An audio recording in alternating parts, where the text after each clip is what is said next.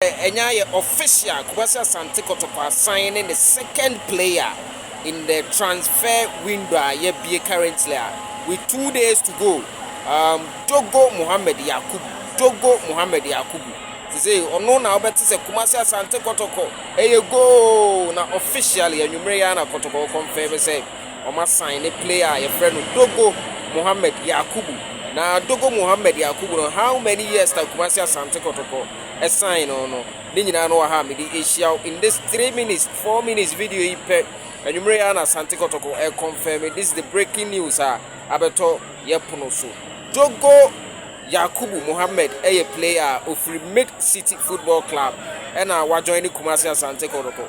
Now number of years they are joining Kotoko no 3.5 years. 3.5 years. And to say no, Obebo Kotoko up to 2030.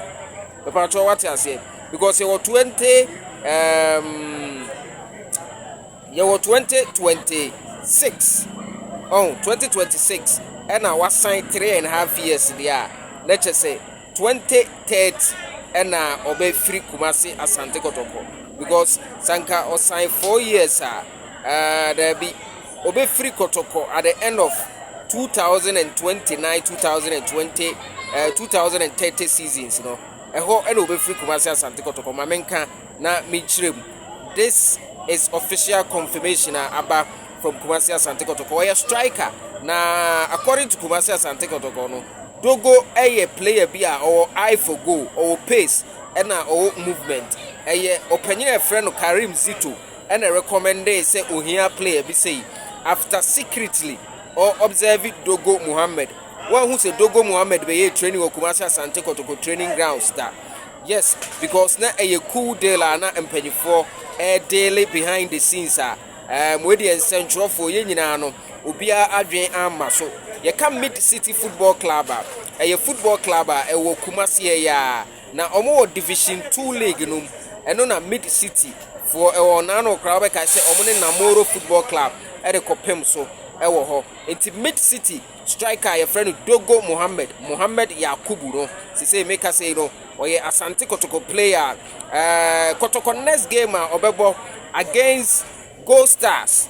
Yes, Kotoko beko away to Gold Stars. I'm told say player and paperwork ni bibia aye ready a chine ya no sa Kotoko ye training ewo adakoja achia Dogo ebe join Kumasi Asante Kotoko any teammate no my training ewo adakoja achi training camp na say ameno ka say no player no assign 3.5 years. 3.5 years. The contract with Kumasi Asante Kotoko bebe wiye at the end of 2029-2030 Ghana Premier League season, you know. And the contract bebe na wiye. Or a player was 19 years old. Yes, and only what I was told about Dogo Muhammad Nimfi, you know, or a very young, energetic.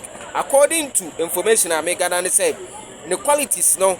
Aye miensa titiri pa wasa other qualities but miensa titiri pa na the qualities or a player or pace or movement and the finishing you know super and only information I mensa kan me so me twagu so ewa ha am I say Kumasi Asante Kotoko second signing of the transfer window second round no has been confirmed as Dogo Yakubu Muhammad ofri Midcity Football Club a second division club ewo Kumasi ya third one bia ba ye the best so but say there I think say ebe ye eno no